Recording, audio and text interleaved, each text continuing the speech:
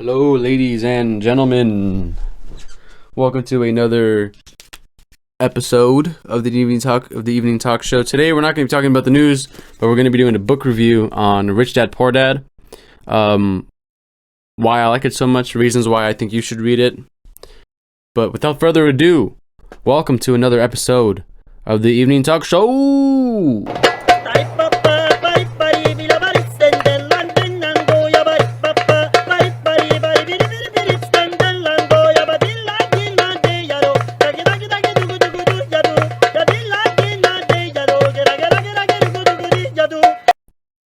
All right. So, I think everyone should read this book, honestly. It's a very good book, super easy to read. The concepts are super easy to understand. Yeah, I definitely read it. But excuse me. I give this book about an 8.5 out of 10. Because I really did like it. It's a very good book. So, why did I like it? Well, super easy to understand. Super easy to understand. If you don't read books, read that book. Read this book, because it's the concepts that are within it, very easy to digest, very easy to understand. It gives you diagrams as to, to help you understand some of the concepts that are going on within the book. There's not a lot of big words, you know what I mean? Like super big words that you have to look up. It's pretty basic vocabulary. But it's super easy to read, super easy to digest, super fun to read. I personally, I couldn't let it go. Once I started picking it up, I couldn't let go of the book. It was just that good. You know what I mean? Because first of all, I'm trying to get my frame of thought here.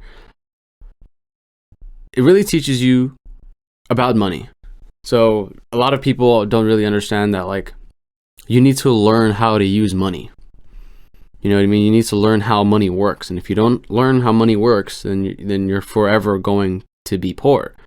It teaches you the mindset. Not only does it teach you the money aspect and how to handle money and what it means to have a healthy, cash flow versus an unhealthy cash flow. It teaches you the mindset of a wealthy person, and that's what it is.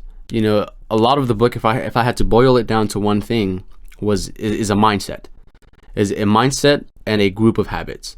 But he teaches you the mindset. He really does teach you the mindset. Like there's other books like Think and Grow Rich that I'm currently reading.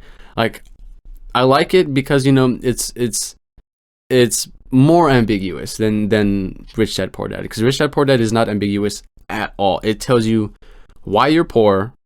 It tells you what you're doing that is making you poor and what you need to do to become wealthy.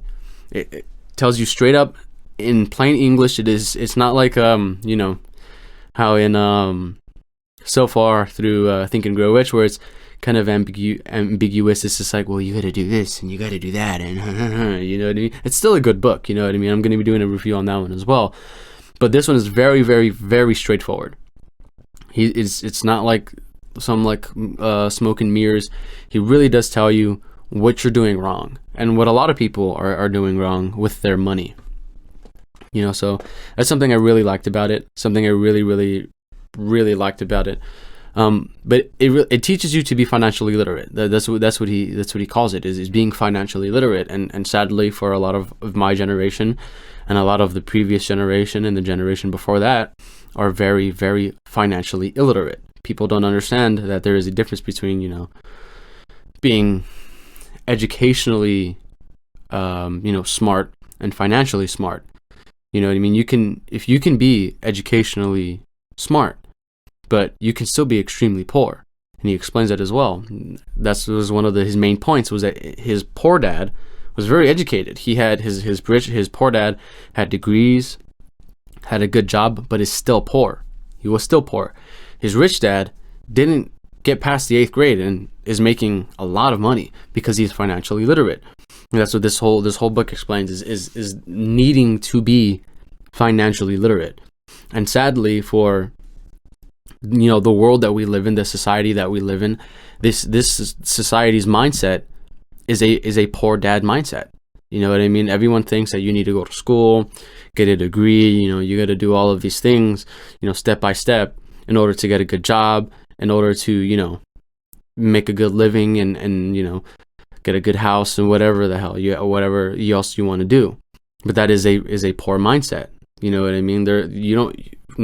In reality, you don't really need to go to school to be, wealthy or rich, because, at the end of the day, that's what it's about. Like, sure, you go to college to learn things, like, yeah, of course, but like, what really is the end goal there? What is really the end goal of going to college? Is getting a good job and being able to get paid.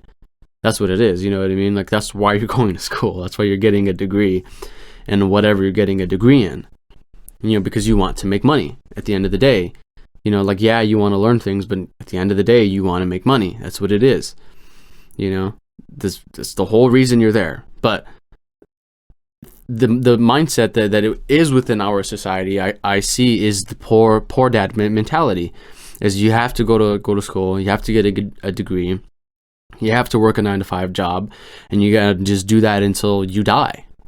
You know what I mean? It's just like, and that's never really. It's always pushed me the wrong way. I never really liked the thought of doing that. It's not how I was raised.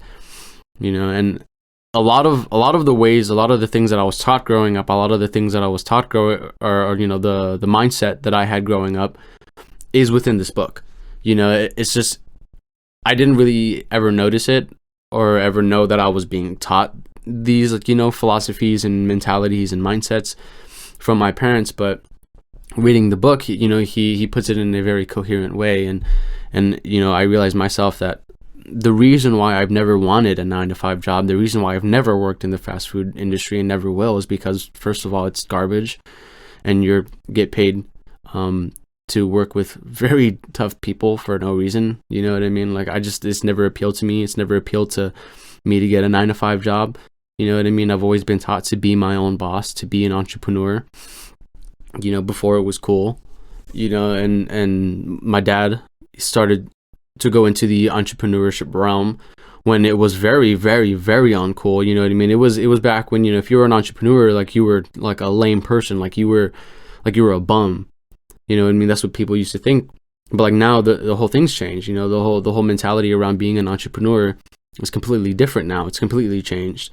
But that's what I grew up being taught. I grew up being taught the mindset of an entrepreneur, and that's again one of the bases, I guess, of this book is having the entrepreneurship mindset and what that even means. But I really, really like that. I really like that. Like, it put it in a coherent way for me to understand and be like, wow, like, I really was being taught a lot of these things, not even knowing it. And I feel like that has given me sort of an edge, I guess. But truly, I think it's just a sad thing about the society that we live in today, is that it really is a poor man's mentality. Everyone, with this whole, I know we wouldn't talk about news, but the whole $15 minimum wage, is people don't realize the $15 minimum wage absolutely decimates jobs, because people who work in McDonald's and at Philip Burgers and work at Chipotle, they want $15. Like, I'm sorry, but like, you're not worth $15, bud. like if you want to be paid more, get skills that pay more, or become an entrepreneur, or become financially literate. But financially literate and entrepreneurship go together. Those things create wealth. They get you out of being in that hole. But people don't understand that. People just think that, like, I'd rather just depend on this McDonald's job to feed my family. I'm sorry, but if you're depending on a McDonald's job to feed your family, like, you need to find something better to do. Like, gain a skill set, read some books. You know what I mean? Like, you can do that here. It's one of the main reasons why I like absolutely love America. People kind of roll their eyes when I say that, but I really do. I love America. Like, dude, like, I love this country because of the things that it has given me, has given my family. And people don't really understand that. It's just like, yeah, you can work at a McDonald's if you like. Sure, you can do that. And if you want to support your family doing that, I mean, by all means, do you, but don't be mad, when you lose your job because a $15 minimum wage has been put up, and the owner can no longer sustain three or four employees. Now, this really doesn't have to go really kind of the $15 minimum wage doesn't really apply to big corporations like McDonald's or big corporations like Amazon, because they can afford it. The main thing, the main company, the main entrepreneurs that the $15 minimum wage hurts is a small business, because a small business has a budget. They can only hire so many people before they can no longer hire a certain amount of people. Say if their budget is $10, and they can hire, or their budget is $30, and they hire 3 people. They can sustain those 3 people. But if you got $15 minimum wage, one of those people are going to lose their job. It's just how it works. It's just every time the minimum wage is heightened, people lose their jobs. This is just a reality people need to understand. But going back to what I was saying before, it was just like this is the poor man's mentality. You know what I mean? You are dependent on this one job. In this book, it teaches you not to be. He teaches you, what it means to be financially literate, what it means to have a healthy cash flow. You know what I mean? What it means to have an asset, what it means to have a liability. Those things are very, very different. You know what I mean? A lot, and he explains that people don't understand what a real asset is. People don't understand what a real liability is. And he explains all of these things, and it's very, very insightful. And it's just, if you want to not be poor, you know what I mean, for the rest of your life, read this book. Read this book and read a few other books as well that I'll be reviewing. But super, super important. You know what I mean? Super, super important that people start to realize this, and realize that, if you have the poor man's mentality, you will forever be poor, forever. But that is your choice that you make. It is a choice that you make within yourself. If you want to have this poor man's mentality, by all means, but don't get mad at people for, being rich or being wealthy. Don't be mad at them, like you can do it too. You can do it too. Oh my goodness, this dog. You can do it too. Excuse me. I'm sorry. That freaking dog, dude. But yes. But it also it not only teaches you what it means to be financially literate, it teaches you, like I said, habits. And a lot of the habits that he teaches you, and the habits that he says that you need, they are not particularly easy ones. You're just gonna have to read the book, but like they're not particularly easy habits, but they're good habits. You know what I mean? They're like, some of that I can say off the top of my head is like, being very disciplined. You need to be self-disciplined. If you don't self-discipline, then you're never ever going to be wealthy.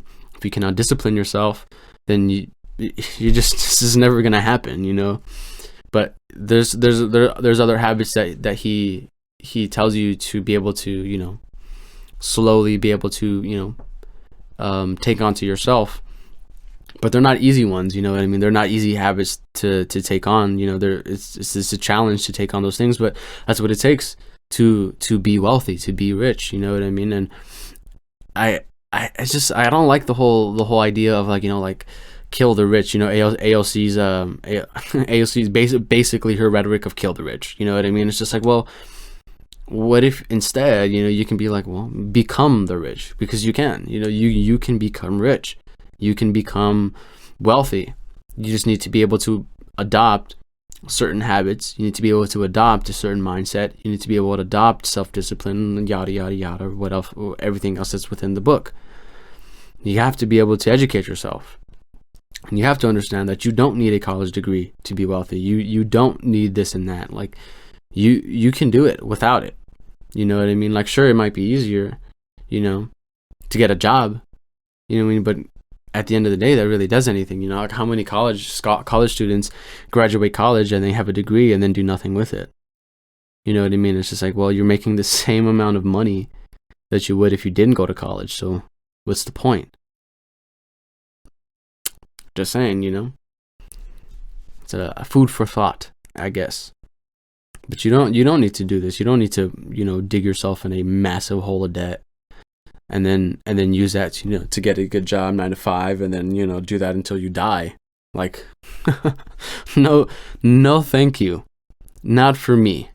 You know what I mean? Personally, that's not for me. I'm not going to work a 9 to 5 for the rest of my life. You know what I mean? He explains, Robert T. Kiyosaki explains, you know what I mean? If you're working, if you have a company and you're working, is a liability. You know what I mean? Being able to create wealth is being able to have a company and be able to have it run by itself. If it can run by itself without the need of you there, then that is an asset. But that's the thing people don't understand, is that in order to do that, it takes a lot of work. I mean, you got to be in there. You got to be able to create this company, either create companies or buy companies, either one. You know what I mean? To either one of the two, and then it's a combination of things, you know what I mean? It's owning companies. It's, investing into real estate. It's learning stocks. It's this and that. A bunch of other things that he talks about, bonds and whatever else, and learning what taxes really is. And it's crazy because he really does explain taxes in a way that I have never, ever, ever been taught what taxes was. He explains it in a way that just I've never I've never read or heard the way that he explains taxes by anybody else, like literally ever. So it's I mean, there's a reason why it's the number one financing, the number one personal finance book of all time. And I would totally 100% agree with that statement, because it truly is. It teaches you to like be in there. Like so that's really like all I can explain it is just like being in there. Like, if you are in, like, I don't know if you understand what I mean by that, but like when you're in there, you're in there. When you're not in there, you're not in there. You know what I mean? But like, that's just, I guess, the simplest way that I can explain it. You know what I mean? And what I thought was really cool as well was at the end of each chapter, there are chapter think tanks, and it's really cool because he asks you all of these questions, and then you have to reflect back on the questions, and you got to think about the questions, and you got to answer the questions, and you have to really, really make sure that you pay attention reading the chapters. You know what I mean? And it's good to read this book once, twice, 3 times, 4 times, just over and over and over and over again. It's the same thing with all of these financing books, like with this one, Think and Grow Rich, 7 Habits of Highly Effective People. It's good to read them all over, and thinking How to Win Friends and Influence People. It's going to be another one that I'm going to be reviewing. But it's good to read these books over and over again because it makes you think. You know what I mean? And it changes the way you think. It literally essentially changes the way that you think. And it's really, really cool. It's really cool because, it's one thing being able to be in a mindset of anger all the time, because that's what it is. You know what I mean? You're angry that you're not being paid enough. You're angry that you can't afford this. Oh my gosh.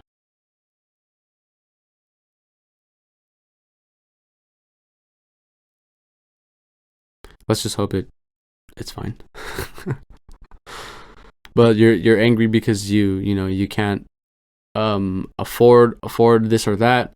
You know what I mean? But instead, thinking in a different manner. Thinking like, like how can I do this?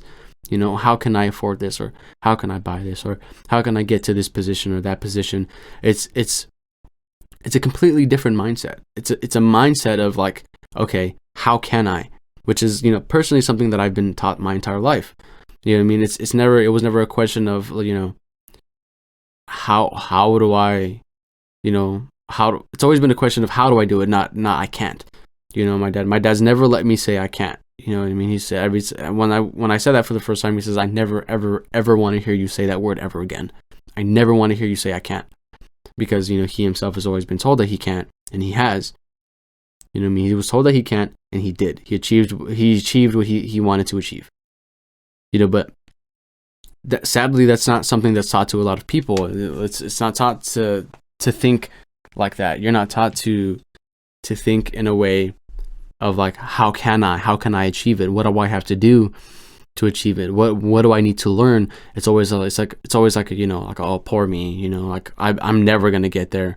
Like I'm never gonna be able to buy this. I'm never gonna be able to do that. I'm poor now, and I will forever be poor. That's just who I am. It's just where I was born poor, or this is where I am now, and it's never gonna change. Yeah, if you have that mentality, sure. If you have that mentality that it's never gonna change, it's never gonna change. Promise you, bud. But like, if you really try, you know what I mean, and you implement the things that you're taught within this book, you become financially literate. Things are going to change. Things change, and you're gonna wonder, why didn't I do this before? You know what I mean? But I mean, it's not easy doing it. But again, the concepts are very, very easy, very straightforward. Very, very straightforward, and it's honestly, I think it's gonna be one of my favorite books to read. And I think you should read it as well. You can pick it up from Barnes and Noble. That's where I get all of my books from. It's from Barnes and Noble, because I don't buy off Amazon. Or I try not to. You know what I mean? If I absolutely have to, I will. But I try to buy it off Amazon. And you support a smaller business, and you don't add to Mr. Bezos's pocket. But yeah, I really like this book. If you want to read it, I would suggest reading it, because it's really good. It's super, super good. It's because this is going to be one of the shorter episodes. Just a quick overview of this book and why I liked it so much. I'm going to keep this book in my library for forever. And I'm going to be reading it forever, because it's such a good book. You know what I mean? It's such a good book. It's a little longer. It's like what? It's like 300 pages, 350 pages ish, 370. Yeah, like 350 pages. But I mean, don't let that. Like I'm telling you, like I read this book in like a week.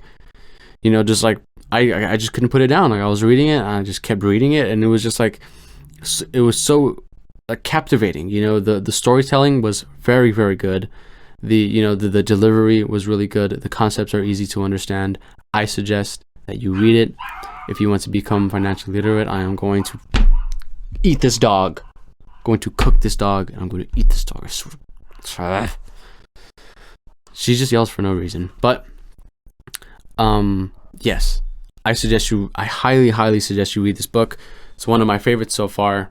And yeah, so this has been another episode of the Evening Talk Show book review edition. Rich Dad Poor Dad by Robert T. Kiyosaki. Thank you for listening, and I hope that you have fun on your reading endeavors. So remember, think critically, open your eyes, don't be afraid to be brave. God bless.